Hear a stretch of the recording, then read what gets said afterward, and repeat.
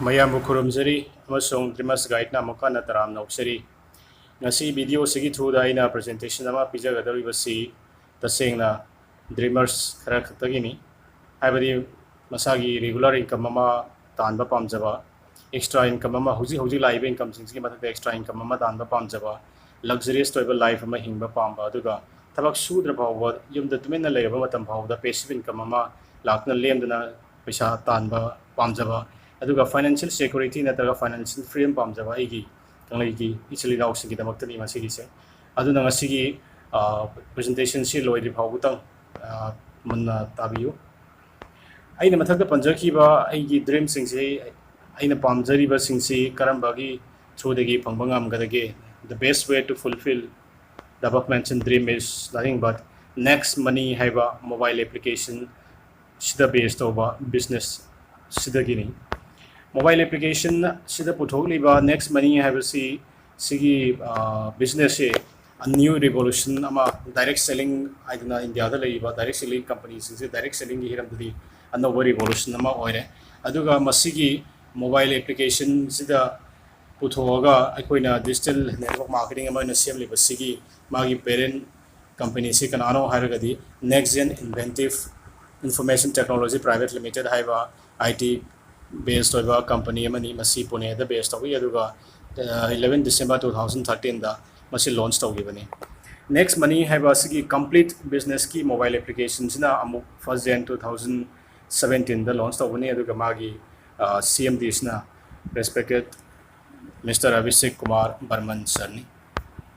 Next money mobile application सिदा पीरिबा खुदोंग साबसी ई वॉलेट ई कॉमर्स अमसोंग अर्निंग अपॉर्चुनिटीज की पुलअप पुनसिनबा कंपनी कंबो कॉम्बो अमनी अदुगा अखोइना अमुक सिदा Paytm MobiKwik FreeCharge Oxigen Amazon Flipkart कुंबा सिगी मॉडल सिंग सिदा खनरगदी मखोइसी B2C कौई B2C मॉडल कौई हाइबदी बिजनेस टू कस्टमर हाइबनी हाइदे अखोइना बिजनेसमैन सिंगदगी कस्टमर खरना पोसी लेरगा पोसिंग सिंग कस्टमर सिंगना सिजनदबनी मदमकना अखोइना अर्निंग होइबगी यामना चाउबा पोसकमा लेबन सुंगन नते अदुगा मदुदगी अखोइना बिजनेस तौबु याबगी अपॉर्चुनिटी मद फंगदे हाउएवर नेक्स्ट मनी की मोबाइल एप्लीकेशन सिगी थ्रूस दगी करी मॉडल दा थबक तौगे हाइ तारगदी B2B नि हाइबदी बिजनेस टू बिजनेस नि सिदे अखोइना सिगी बिजनेस की मखा अखोइना एप्लीकेशन मागी एप्लीकेशन सिदे यावरिबा सर्विस मैम सिंग यूज तौरगा अखोइना एप्लीकेशन सि सिना तारगदी मसलिदा अखोइ बिजनेस पार्टनरशिप होइबगी खुदोंग चाबा मसु फंगनी लोइना लोइना अखोइदा अचौबा पैसा अमा तानबा याबगी अखोइदा अपॉर्चुनिटी अमसु लेगनी नेक्स्ट मनी मोबाइल एप्लीकेशन सी ministry of human ministry of consumer affairs government of India की मखादा डायरेक्ट सेलिंग कंपनीज की ग्रुप्स द सीरियल नंबर 278 नंबर सिदा दिसंबर 2017 दा रिकॉग्नाइज तौग्रे अदुगा हाइरिबा नेक्स्ट मनी हाइबा मोबाइल एप्लीकेशन से डायरेक्ट सेलिंग हाइबा कंपनी इंडिया दा लेरिबा सिंगसिगी मरक सिदा अदगी इंडिया सरकार की डायरेक्ट सेलिंग की गाइडलाइंस सिंगसिगी मखादा इहान हानबा अमखत गाइरिबा सर्विस द बेस्ड तौबा डायरेक्ट सेलिंग कंपनी अमनी अदुगा होजिक टोटल लोइना 457 इंडिया दा डायरेक्ट सेलिंग कंपनी सिंजे लेटेस्ट वेब अपडेट त लेरे अदुगा 457 सिगी मरकता 456 सिमदी मखुदिमक सिंजे मकोइ सिंजे प्रोडक्ट लोइना बेस्ड तौबा डायरेक्ट सेलिंग कंपनी गाता ओइरे सिगी next money have mobile application सिजनरीबा अखोइगी बिजनेस अपॉर्चुनिटीज से यामना लीगल ओइ मसलिसदा लीगल ओइ दबा अदगी कंपनी से मांगखिनी मुटखिबा याय हैबने सिंबा फ्रॉड ने हैबगी करिगुंबा चिंगनिंगाय अमत ओइदे सी कंपनी सिगी मसागी GST सेमजरबा ट्रेडमार्क लेरबा इनकॉर्पोरेशन सेमलबा पेन कार्ड सेमजरबा MSME सर्टिफिकेशन लेरबा अदगी IOS सोना रिकॉग्नाइज तौरबा गवर्नमेंट ऑफ इंडिया की मखादा मागी गाइडलाइंस से फसना फॉलो तौरकान तौरिबा मोबाइल एप्लीकेशन नि अदुगा सिगी एप्लीकेशन से अवार्ड एंड रिवार्ड मैम फंग्रे आनबोना बेस्ट मोबाइल सर्विस प्रोवाइडर की अवार्ड से 15 मार्च 2019 दा फंगे अदुगा Rajiv Gandhi global excellence award से 2019 दा फंगे अदुगी मतुंगदा बैंकॉक दा अमुक्सु 2017 दा emerging company of the year है फंगे अदुगा मिस्टर अभिषेक कुमार बर्मन से यंगेस्ट CMD ऑफ इंडिया ने हाइना रिकॉग्नाइज तौरे मैम सी गूगल दा थिबिरगसु फंगबा ngani अदुगा दुबई दा अमुक्सु नेक्स्ट मनी मोबाइल एप्लीकेशन से बेस्ट इनोवेटिव स्टार्टअप ने हाइदना 2017 दा अवार्ड अमसु फंगे अमुक अखोना मसदा करी करी सर्विसिंग से नेक्स्ट मनी मोबाइल एप्लीकेशन की मनुंग करी करी यावगे हाबदो अखोना अमुक येंसी मसदे मसी ई वॉलेट अमा यावरी ई वॉलेट से अखोना एड मनी तौबो याई सेंड मनी तौबो याई अदगिदी रिडीम से पैसा से रिडीम तौबो याई एनएफटी की थ्रू दगी अखोना रिडीम तौबो सी याई अदुगा अमुक आईएमपीएस की थ्रू दगी इंस्टेंट मनी जे कोई ट्रांसफर तौबो सी याई ई कॉमर्स द नेक्स्ट शॉपिंग हाबसदा कंपनी की साइट दगी होजिक लॉन्च तौरइबा प्रोडक्ट सिंग से लैबसी याई अदुगा ऑफर्स न टाइप हाबसकी मखादा एफिलिएट साइट्स मयाम अमा यावरी एफिलिएट साइट सिंग सिदा नसी इंडिया की लोइनमक लीडिंग ओइबा ऑनलाइन शॉपिंग की साइट सिंग जी मसदा यावरी खुदम मोइना Amazon Flipkart Myntra Ajio Shopper Stop बाटास लोइनमक यावरी अदुगी सुमाथकता अमुकसिगी affiliated site सिदा अइकोइना वेहिकल इंश्योरेंस 2 व्हीलर की ओइरो 4 व्हीलर की ओइरो अदगिदी इसागी इंश्योरेंस मनी पीबो ओइरो अदगिदी हेल्थ इंश्योरेंस पीबो ओइरो सिगुमा मैम सिंसे लोइना पीबो याई मसदिसदा कैशबैक लोइना फंगनी अदुदा अर्निंग अपॉर्चुनिटीज दा मसिगी एप्लीकेशन की थ्रू से अइकोइना रिवार्ड पॉइंट नत्रगा डिस्काउंट पॉइंट सिंग अखोइ लेप्तना फंगनी अदि कैशबैक से लाइफ टाइम की कैशबैक ओइना अइकोइना करिगुमा एनी पोट लेरिबो खुदिंगी अखोइ जी कैशबैक से कंटिन्यूअस ओइना दम फंगनी अदुगा रिचार्ज तौबगी फैसिलिटीज सिंगसु लई रिचार्ज तौबसिदा अइकोइना मकल खुदिंग की रिचार्ज मोबाइल रिचार्ज ओइरो डाटा की रिचार्ज ओइरो अदि केबल टीवी की रिचार्ज ओइरो कोइसदगी फंगनी बुकिंग की फैसिलिटीज दा मुक बस बुकिंग और होटल बुकिंग और फ्लाइट बुकिंग और मसदगी फंगनी रेलवे बुकिंग की दमक होजि थोना लॉन्च तौना होनरी अदुगा बिलिंग की अपॉर्चुनिटीज दा मई की सिंगी विल मैम सिंजे फंगमना होनगनी दु मणिपुर की कॉन्टेक्स्ट दी होजि बिलिंग की अपॉर्चुनिटी अदगी फ्लाइट की अपॉर्चुनिटीज अखोई होजि फावो प्रोवाइड लाक्तरी अदु अखोई मसी लाक्नबगी दमक कंप्लेंट की होग्रे नेक्स्ट मार्चन हाइदना मुक अखोई की सम कक्पा दुकान दगी होरगा अचौबा दुकान खुदिमक नेक्स्ट मनी की मखादा मार्चन की खुदोंचाबसी फ्री ऑफ कॉस्ट लौब याई अदु तारगदी मगी कंज्यूमर मसिंग जे हेंगलर कांदा मोइना नंबर ऑफ अर्निंग से जमा कोई यामना तौबु याई अदुगा नेक्स्ट शॉपी हाइबा साइट दगी लैरिबा पोस्टिंग की मतुंगिना अखोइना यामना चावो ऑटो बाइनरी इनकम अमसु लाक्नबगी खुदोंचाबा म लैरे अदुगा मसी यामना थुना था अमने की मंग लॉन्च तौरना सीएमडी एसो तौखरे अदुगा अखोइ मतुंगदा अमुक नेक्स्ट मनी की यूनिक सेलिंग पॉइंट्स हाइबसी अमुक खंगनबोना सी सिदा नेक्स्ट जनरेशन की बिजनेस अमनी हाइना कोइना नंबर 1 दा लौ याई नेक्स्ट जनरेशन की बिजनेस नि हाइबदी करिनो हाइ तारगदी औसकी मतमसदा मोबाइल एप्लीकेशन दा नत्रगा इंटरनेट दा बेस होइदबा सर्विस अमदा याउसलक्तरे अदगिदी स्मार्टफोन पाइरिबा खुदमक बैंक की ओइरो टिकेटिंग की ओइरो पैसा थादोक थाजिन तौरो investment तौबगी ओइरो form fill up तौबगी ओइरो खुदमक everything जे लोइनबक सिदा इंटरनेट सिदा बेस होइरकपनिना अदगिदी जनरेशन खुदमक से इवन शॉपिंग फावबो सिदा लोइना होइरकपनिना मसी अखोई हाइरिबा नेक्स्ट मनी हाइबा मोबाइल एप्लीकेशन बिजनेस जो नेक्स्ट जनरेशन की बिजनेस अमा होइरनी अदुगा मसी सर्विस ता बेस होइबा इंडिया की ख्वाइदगी इहान हानबा अदगी अमखक्ता ngaइरिबा डायरेक्ट सेलिंग कंपनी नि अदुदा मसदा अखोइना लुपा लिसिंग अमगा समगा मेंबरशिप लाइफ मेंबरशिप अमगा पीरगा लौबा मतमसिदा लुपा लिसिंग अमगा समगा की वैल्यू होइबा रिवार्ड पॉइंट अमसु हलकपनिना अखोइदा जीरो इन्वेस्टमेंट ने हाइना लौबने अदुगा इन्वेस्टमेंट पीदरगदि अखोइ लायबिलिटी अमतसु लेइत्रे अदुगा मसिगी मखासदा नंबर 4 सिदा फिजिकल प्रोडक्ट सिंग जे अखोइना कनागुम्बा अमतदा योलबगी दरकार आइदि मसिगी बिजनेस से हौनबगी दमक्ता अदुगा मसिदा अमखक्ता ngaइबा यूनिक ओइबा टॉप टॉपा बिजनेस की मॉडल्स ने अखोइना मल्टीपल ओइबा सोर्स ऑफ इनकम सिंग जे मसिदा फंगनी अदुगा 6 ओइबा पॉइंट्स ना मसिदा इंस्टेंट पे आउट फैसिलिटी हैबसनी आइदि अतोपा नेटवर्किंग कंपनी सिंग से अखोइना पेमेंट से थागी ngaइबा 15 डेज की ngaइबा सुमाइना तौनी अदुबो सिगी मखासददी अखोइना हौजिक खुदक से अना कनागुम्बा रिफर तौरे रिचार्ज अमा तौरे आदि तौखिबगी हेक माइक्रो सेकेंड मदुंगदा आइगी मखादा आइगी पेमेंट से दुम फंगनी अदुना अखोइना मतम ngaइबगी दरकार सुन लेते 7 नंबर्स दा डिजिटल सर्विस नि मसिदा अखोइना अपाम सर्विसिंग जे कतंग अखोइ सिजनबा याय अदुगा नंबर 8 सिदा मसी अतोपा मी सिंगा रिकमेंड तौबु मतमदा अखोइना रिफर तौबु मतमदा सु यामना लाइना थोय हाबदी सर्विस बेस होबदिना प्रोडक्शन की बेस होबना तमना मी सिंगी कन्वेंस तौबसु यामना लाइरे अदुगा जनरेशन सिदा जो लोइना बक मोबाइल एप्लीकेशन सिंग जी फंगना बसी लोइ लेबनिना अदुगा बिजनेस मसासमक्सी अखोइना यामना फास्ट होइना मूव तौबा यामना फास्ट होइना अखोइना ग्रो तौबु याय यमदा फमगा तुमिना अखोइना सिगी बिजनेस से अखोइना तौबु याय ग्रो तौबु याय अदुगा नंबर 10 होइबा पॉइंट्स ना कइगमा नेटवर्क मार्केटिंग बिजनेस मा तौगे हाइ तारगदी अखोइसी यामना रिसोर्सफुल होइबा ट्रेनिंग की अबदी टीचिंग की नत्रगना लर्निंग की प्लेटफॉर्म अमा लेबा दरकार होय अदुबो मसिगी नेक्स्ट मनी की थ्रू स्टडी अखोइना मीटिंग नत्रगा ट्रेनिंग खुदी मक्सी मोबाइल दे युमदा फमना मीटिंग गुम्बा हॉल गुम्बा दे अटेंड तौदरगसु वेबनार सिंगी थ्रू सिंगी तौबी याय अदुगा क्वाइदगी पावरफुल होइबा सिस्टम अमा हाइ तारगदी त्रिशूल कमांडो कोर्स आइना अमा लई त्रिशूल कमांडो की कोर्स याव तारगदी युमदा फमना सिगी एप्लीकेशन सी कमाइना स्मागी बिजनेस सी कमाइना तौदगी हाइबसी युमदगी तौबु यागनी अदुगा क्वाइदगी मरोइबा पॉइंट सिंग सी मरता मा हारगदी बिजनेस सिदा मसदा नॉमिनेशन फैसिलिटीज लई हाइबदी ꯀꯩꯒꯨꯝꯕ ꯑꯩꯈꯣꯏꯅ ꯂꯥꯏꯕꯛ ꯊꯤꯗꯨꯅ ꯂꯥꯏꯕꯛ ꯊꯤꯕ ꯌꯥꯎꯔꯕꯗꯤ ꯑꯩꯈꯣꯏꯅ ꯅꯣꯃꯤꯅꯦꯁꯟ ꯑꯣꯏꯅ ꯑꯩꯈꯣꯏꯅ ꯅꯣꯃꯤꯅꯦꯠ ꯇꯧꯔꯤꯕ ꯃꯤꯁꯤꯡꯁꯤꯗ ꯑꯩꯈꯣꯏꯒꯤ ꯕꯤꯖꯤꯅꯦꯁꯇꯤ ꯑꯩꯈꯣꯏꯅ ꯂꯦꯞꯈꯤꯕ ꯃꯇꯝꯗꯨꯗꯒꯤ ꯑꯩꯈꯣꯏ ꯃꯈꯣꯏꯗ ꯇ꯭ꯔꯥꯟꯁꯐꯔ ꯇꯧꯕ ꯌꯥꯏ ꯑꯗꯨ ꯇꯥꯔꯒꯗꯤ ꯅꯦꯛꯁ ꯖꯦꯅꯦꯔꯦꯁꯟ ꯐꯥꯎꯕ ꯑꯩꯈꯣꯏ ꯏꯟꯀꯝ ꯑꯣꯄꯣꯔꯆꯨꯅꯤꯇꯤ ꯂꯩꯕꯒꯤ ꯈꯨꯗꯣꯡꯆꯥꯕꯁꯤ ꯂꯩ ꯑꯗꯣ ꯍꯧꯖꯤꯛ ꯑꯩꯈꯣꯏ ꯃꯁꯤꯒꯤ ꯑꯁꯨꯛ ꯌꯥꯝꯅ ꯀꯥꯟꯅꯔꯕ ꯕꯤꯖꯤꯅꯦꯁꯁꯤ ꯑꯩꯈꯣꯏ ꯀꯃꯥꯏꯅ ꯁ꯭ꯇꯥꯔꯠ ꯇꯧꯒꯗꯒꯦ ꯍꯥꯏꯕꯗꯨ ꯌꯦꯡꯁꯤ ꯑꯩꯈꯣꯏ ꯏꯍꯥꯟ ꯍꯥꯟꯕ ꯁ꯭ꯇꯦꯞꯁꯤ ꯑꯩꯈꯣꯏꯅ ꯄ꯭ꯂꯦ ꯁ꯭ꯇꯣꯔꯗꯒꯤ ꯆꯠꯂꯀꯥꯟꯗ नेक्स्ट मनी की मोबाइल एप्लीकेशन से अखोई डाउनलोड तौगनी डाउनलोड तौरब मतुंगदा अखोई साइन अप तौब दरकार होय साइन अप तौनबगीदमक्ता अखोइना रिफरल कोड अमा दरकार होय आई कनागुम अमना रिफर तौबिरक दरकार होय अदुगा रिफर तौर मतुंगदा आइगी मोबाइल नंबर आइगी ईमेल आइगी यूजर नेम अमा क्रिएट तौब दरकार होय अदुगा आइगी पेन कार्ड त इरिबा मिंगसी इबसु दरकार होय अदुगा पासवर्ड अमा क्रिएट तौरगा टर्म एंड कंडीशन सिंगसी एक्सेप्ट तौरकांदा आई सबमिट तौगनी अदुगी ओटीपी अमा लाकांदा इसे अमुक लॉगिन तौगनी आइगी यूजर आईडी एंड पासवर्ड चेरकांदा इसे लॉगिन तौगनी लॉगिन तौर मतुंगदा स्टेप 2 सिदा इंगोंदा लाइबसी सिदा लेरिबा फिगर सिदा यावरबसी अपग्रेड हाइबन यावरबसी अपग्रेड हाइबसी आई लाइफ टाइम मेंबरशिप अमा अपग्रेड तौनबगे अमाउंट 1500 प्लस 270 इजना जीएसटी नि 18% जीएसटी जे पिरकांदा आई पेमेंट सि तौरकांदा nei saje lifetime membership ki upgrade tawbani adu upgrade tawnogi damakta igi pen number aadhar number nominee ki name ama nominee ki as nominee ki relation ama darkar hoy adu accept tawbani adu accept tawrakan upgrade tawro haiba matam sida aina 1770 haiba paisa ji aina sida upgrade tawrakanda aigi wallet sida add tawrakanda upgrade tawbani upgrade tawnogi damakta paisa add tawbase ina mobile internet banking dagi natraga phone pay dagi नत्रगा आइगी credit card debit card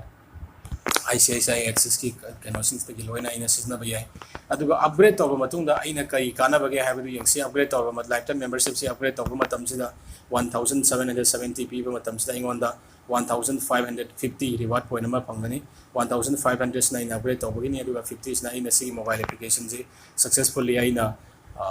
download तौबगी दमकता पीगदबनी अदुगा 1 reward point की value से 1 rupees का मानी मसी expiry date नत्रगा validity अमता लाइते सिगा 1% दगिना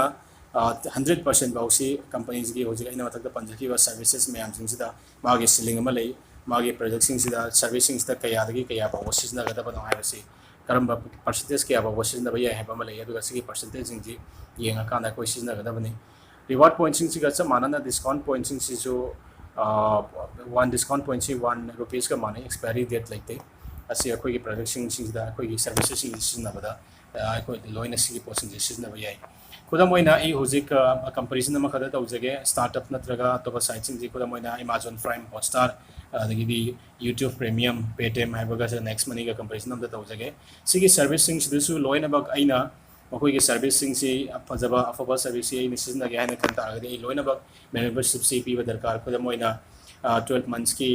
Amazon Prime की membership से 999 ni ado Hotstar की इसना 1548 ni aduga YouTube की इसना 1548 12 months की ni aduga Paytm की इसना 750 ni adugo next money की इसने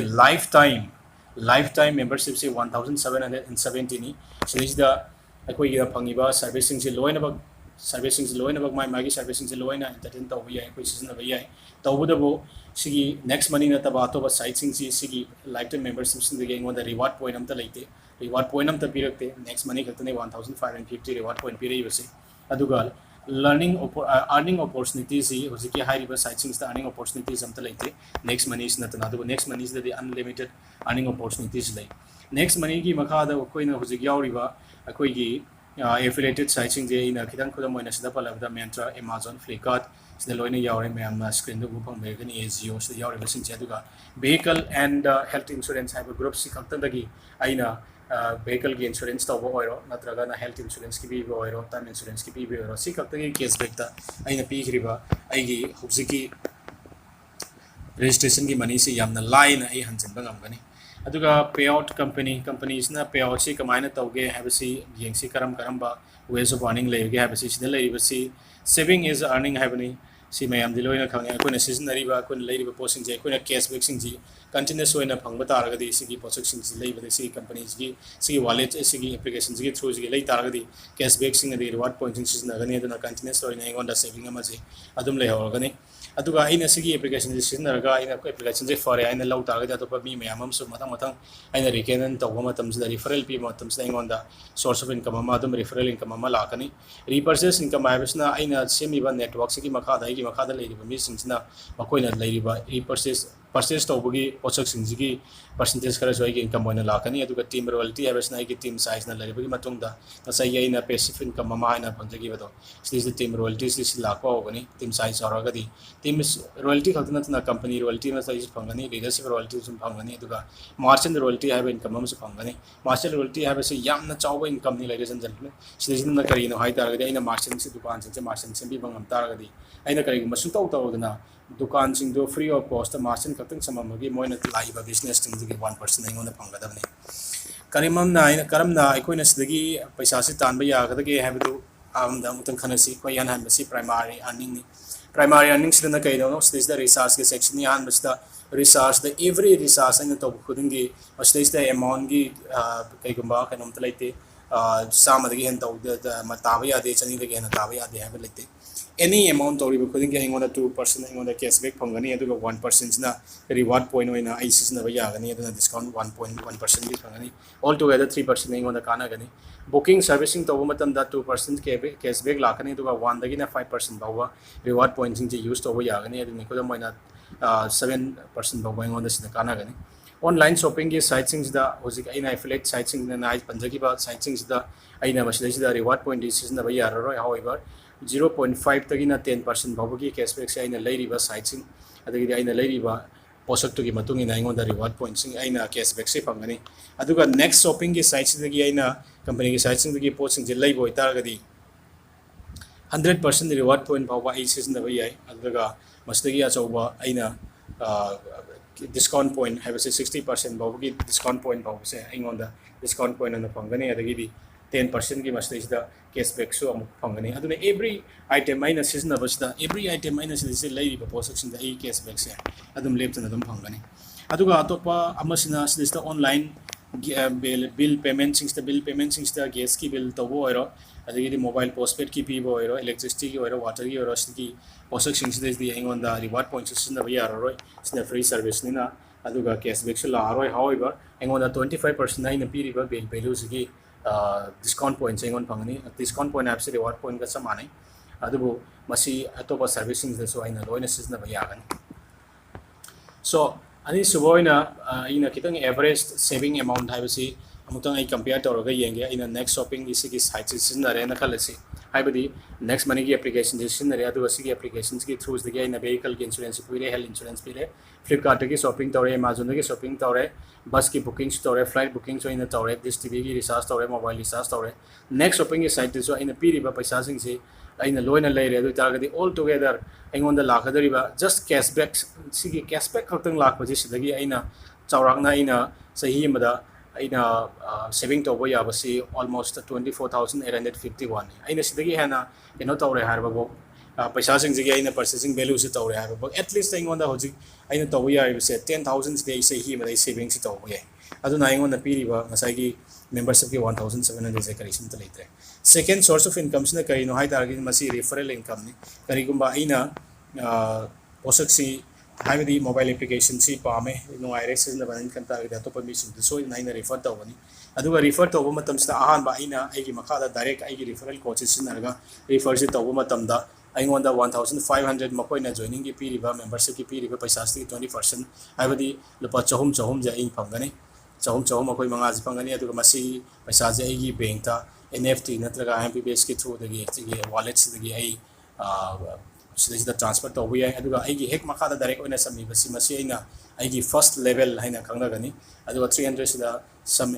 आइ GST टैक्स डिडक्शन स्कीम की मखादा पैसा चेंगोन लाकनी अदुगा सेकंड लेवल सिदा साइना मंगा मंगा तौबी तो मंगा जिंसकी मखादा मकोइ मंगा मंगा मकोइ की मंगा मंगा मो आइना मकोइ द हेल्प तौरे अदुगा मकोइ मिसिंग सिगा पन्ना तमनेरगा तबक से तौतागदी मकोइ मंगा मंगा सिगी सेकंड लेवल सिदा 2% ऑफ 1500 से फंगने दी 30 रुपीस से फंगने इसने सेकंड लेवल दा फंगदबनी अदुना समायना मथंग मथंग आइना हुजिक सिदा लेजरिबसी फर्स्ट लेवल दगी 10 लेवल फाउ लेबनी फर्स्ट लेवल 20% फंगे सेकंड लेवल 2% थर्ड लेवल 3% समायना मथंग मथंग लागा 10% दा अप टू 10% फंगदबनी अदु इनकम पर पर्सन हाई तारगदी 30 330 45 60 75 90 105 120 135 150 समायना इन फंगनी टीम साइज की मतुंग इन समायना मथंग मथंग आइना सेम 100% आई तौ तारगदी समायना मथंग मथंग हेंगलकनी दो लास्ट ओइगदर 97,65,625 ने अदुगा टोटल ओइना सिगी 100% सक्सेस होबे याबस्ता इन तांबे यारिबा इनकम की प्रोजेक्शन से 178 करोड़ ने अदुगा 178 करोड़ सिदा ई अमुकसु हन्ना सिदा डिटेल ओइना अमुतंग हाइजगे करिनो हारगदी मी खुदी मक्सी 100% सक्सेस होबेसी ओइदबनिना अदुगा सक्सेस ओइदबद्रगदी एकोइ करि तौबदगे हाबसे 100% सक्सेस होरगदी 178 करोड़ से फंगनबगी आई अचोब लंबी मसी लेरे अदुबु फंगबंग amdragadi only 10% पाव वाइना सिगी फंगबा मतम सिदा आइना 17.8 करोड़ रुपीस नेक्स्ट मनी की थ्रूस लगी तान भी है अदुगा अमुकसो आइना मुखल गइजे only 1% खक्तबा आइना सक्सेस ओइरेना खन तारगदी इंगोना फंगबा याबसे 1.78 करोड़ रुपीस सिबोक आइना तान बया नबगी अपॉर्चुनिटी सिगी मखास दले अदुगा थर्ड इनकम सोर्स दा अमु हाइबसिना लेवल कैशबैक इनकम ने लेवल कैशबैक इनकम सिदना करिनो हाइ तारगदी आइगी मखादा लेरिबा लेवल 10 बाउ की मरक सिदा लेवल 10 बाउ की मनुंग सिदा एनी ग्रुप की साइज टिंग की साइजिंग सिना मखोइना परचेस तौर खुदी मके 25% की मखोइदा लाइबा कैशबैक सिगी 25% से इंगोंदा लाखन लेगने लाइबा 25 सिगी खुदम से सिदा जियो की रिचार्ज सिदा आइना समाना खन्ना बय हाइबदी आइगे टीम साइज सी मी लिसिंग 10 लेरेना खलसी अदुगा मोबाइल रिचार्ज सी लुपा चंगा की मोबाइल रिचार्ज से मखोइना तौरे अदुतारगदी टोटल रिचार्ज से कयानो हाइ तारगदी 50 लाख ने 50 लाख की मतलब कैशबैक 2% लाख लाखदरीबा 2 मी तरासना लाखदो 1 लाख ने 1 लाख सिदा अमु 25% सिदा टोटल इनकम की कैशबैक से 25% से 25,000 जिने अदु 25,000 जी कईगुंबा मी 10 के लेवल से बौता आइना समाइना डिवाइड तौ तारगदी हाइदी कैशबैक लाखतोरिबसी आइगी रिपर्चेस इनकम से लई तौरिबा रिचार्ज तौरिबा मीस की मागी मथक की 10 दे डिवाइड तौबनी अदु तारगदी इंगोंदा लाखपा याबा पैसा से क्या हाइ तारगदी 2,500 रुपीस ने अने 2,500 रुपीस से था मद लाख तारगदी लुपा लिसिंग कुंथ्रा से सही मगी सुंगलें लेंगदबा ओनली जस्ट कैशबैक खतना तानबे यादुननी अखोइना हुजिक सिदा टाटा स्काई की ओरो नेक्स्ट शॉपिंग रे अमेज़न की ओरो फ्लिपकार्ट की ओरो सिगी साइट्सिंग दगी लाइबा पैसा जिंग दा मखोइना कोइन लेरिबा सिगी पोसिंग की फजना सिन्ना तारगदी इंगोंदा लुपा लाख 10 से सही मदा अदुम इराई लाइना तानबे याबगी सिदा अपॉर्चुनिटी मस लेरे अदुगा मरी सुबह इनकम की सोर्स ना केनो टीम रॉयल्टी आरसनी टीम रॉयल्टी सिदा Koyna silver royalty gold royalty diamond royalty ने ले सिल्वर रॉयल्टीज ना कमाइन तौदबनो हाइबा तारगदी आइना अइंगोंदा रेफरल इनकम लाखदबसी लेवल 1 दगिना लेवल 10 बाकी मनुंग से लाखने लेवल 10 की मखास अइंगोंदा रेफरल इनकम से लारोय अदुइ तारगदी अइंगोंदा करिगुंबा रॉयल्टी अमा फंगतारगदी 10 की मखादा अन काउंटेड मा हाइबदी चनिंग बदे फौता तुम सांगदगी सांगदरगा सोइंगोदा पैसा तुम लाखने अदने सिल्वर स्टार से कमाइना सिल्वर रॉयल्टी से कमाइना फंगे हाइ तारगदी आइना मी मंगा आइगी मखादा डायरेक्ट रेफरल तौरे अदुगा मंगा जिंगी मंगदा एनी वन अमगी मखादा आइना अमगी मथंगदा अमा मखोइ 10 की लेवल बक संगे तारगदी मी मंगा सिगा मापन सिगा दुइ तारगदी मी 10 मरी की लेवल से जो मतमदा इंगोंदा सिल्वर रॉयल्टी कौरे दुइ 1% ऑफ 1500 से आई लुपा 10 से मी लेवल 10 की मखादा यावरप खुदिंग इंगोंदा लाखने दुगा चम मानना लीडरशिप रॉयल्टी हाबिसदना कइदौरे सिदैसदना आइना मी मंगा से डायरेक्ट रिस्पॉन्सर तौरे अदुगा मी मंगा सिदा आइना मुक हेल्प तौबिरगा मखोइ मखादा मंगा अमुक आइना मुक स्पॉन्सर तौबिबा ngam तारगदी आइगी डायरेक्ट लेरिबा मी सिंगसे सिदगी मखोइना फंगिबा इनकम से 10% से इंगोंदा लाखनी सिना लीडरशिप रॉयल्टी कौए अदुगा सिल्वर की रॉयल्टीज ना कमाइ तौगे तारगदी आइगी मखादा लेरिबा डायरेक्ट मंगा से मखोइ मंगा मक्सना सिल्वर ओइरकलाबा मखोइ मंगा मक्सना सिल्वर ओइरक तारगदी इंगोंदा गोल्ड स्टार की रॉयल्टी से फंगनी असदगी 2% ओइरगनी ngasai 1% or 2% or ani sidaina ngona lupalo kuncha unlimited day fauda 10 level की मखादा इ पैसा जी फंगबा ओरगनी अदुगा अहम सुबह रॉयल्टीज ना करिनो हाइ तारगदी डायमंड रॉयल्टी नि डायमंड रॉयल्टीज ना करिनो आइगी लेक मंगा सिदा 1 दगिना 10 लेवल की मनुंदा एनी ओइबे याई 1 दगिना 10 लेवल की मनुंग सिदा इना गोल्ड स्टार सी मंगा पुथोप दरकार होय अदु तारगदी इंगोंदा पॉलिसिंग अमा संगा से 3% हाइबदी 10 लेवल की मखादगी अनलिमिटेड डे फाउबा लुपा निफुमा जॉइनिंग खुदी मके इ फंगमंगम गने अदुगे मदुंदा सिदा अखोइना मुक हुजिक नेनिंगबसी सिगी नेक्स्ट मनी एप्लीकेशन सिगी हुजिक की लेरिबा diamonds khara pan bataragadi sida Mr. Pritam Chaudhary, Kapil Chaudhary, Ayuf and Jugeda Rekha Vargav asmana leibasing sida pictures the makoida ulibasing je say Sachin Suryavanshi, Gaurav, the Harsariotsu, Mazing Zilo, and about Sigi next money, you was young success when us. The hand by Mamam's lady, I make it and Panbagi one in my question. I think Matunda, Diamond Sinsky, Mataki levels the lady was here, Makatsu was in a company royalty. Company royalties, thus the lady was see Masi Crown Diamond Hinakawi, Crown Diamond Sina, Masagi. Aigi direct lariba pans lek manga dugi manungda wandagi na 10 level baki manungda diamond manga simbangam taragadi crown diamond gi royalties pangani crown diamond gi royalties pang taragadi pangduriba royalties a company gi 1% royalty ni 1% turnover ni every company gi joining gi turnover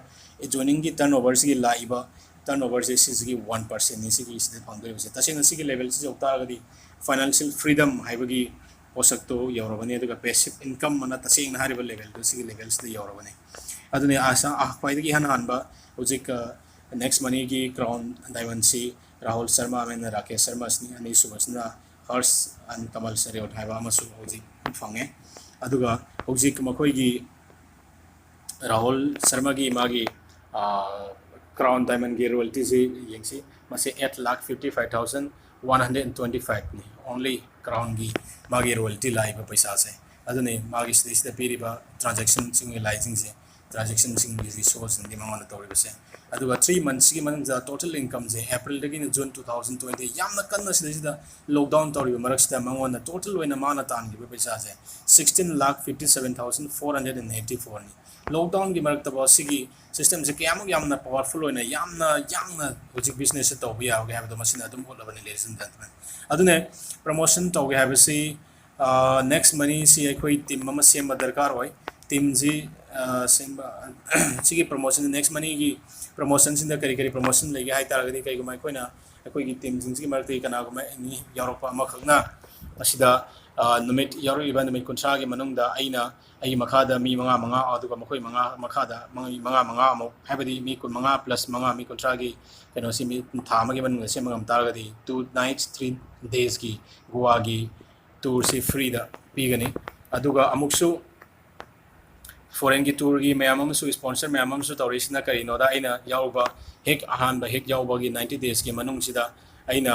level 1 sta mi manga pothoba level 2 sida makoi gi makada mi kun manga manga mo potok panga ma kun manga gi manga ma sumo 125 just minus 5 plus 25 plus 125 si potok pa 90 days ki manung dangam taragadi 4 nights 5 days ki sida Thailand ne Dubai ne Malaysia ne sigi tour sida apam bam amda koi chatpa yagane adagidi marak mari subasida amuksu atopa sponsor amasung ladies lejina karino sina time limit leitre sigi kaino sina ina mi manga potho manga I makada akoi manga mo potho panga maba adi ko manga I makada makoi manga mo potho panga maba adi 125 si makada 55 mo potho panga maba total na 5 plus 25 plus 125 plus 625 ki formation se lag taragadi akoi je amuk again Bangkok Malaysia and Dubai ki 4 nights 5 days ki tour se company na free of cost ogani sini success hoibagi pathing sida karino tawge haiba taragadi darkar hoibasi karino ai taragadi ekoi IDC upgrade to darkar hoi IDC upgrade to kanda koi mi manga sponsor to darkar hoi aduga atopasina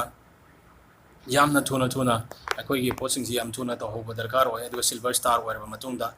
ekoi gi foreign tour si yam thuna phangna ba koi target si to darkar hoi adugi matungda mu gold star si phang darkar hoi aduga gold star si phangba loina chauba yamna faba leader magi makada koi mentorship tor kanda leadership se upgrade tawna darkar hoy aduna sigi any networking sites si any network marketing si tawge ta ga yamna kanba yamna chauba koi gi education system ama like the yade education system sigi marak sa koi gi traditional commando training ai base yamna powerful loiba yamna effective hoiba training amani sigi training si once 9 days ki training ni 1 days ki training si yaw ta ga di sa itanda adum independent yamna confident hoina yamna mature hoiba network marketing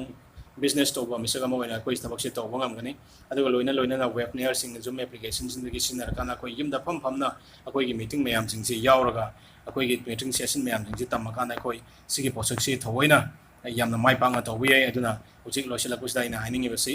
next money have si tangai sena even lockdown gi nationwide lockdown pandemic ki marak sidabak yamna growth laina tokoliba akoi gi number of unlimited oiba cashback sing phangba yaraba yamna chawkhatna yamna laina tawba yaba network marketing amani aduna masli sida ko yamna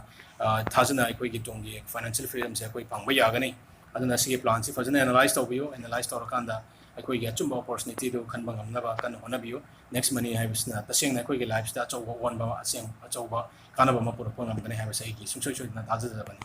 aduna mayam asengba resolution and decision do launa ba kanna honabiyo haibsi Thank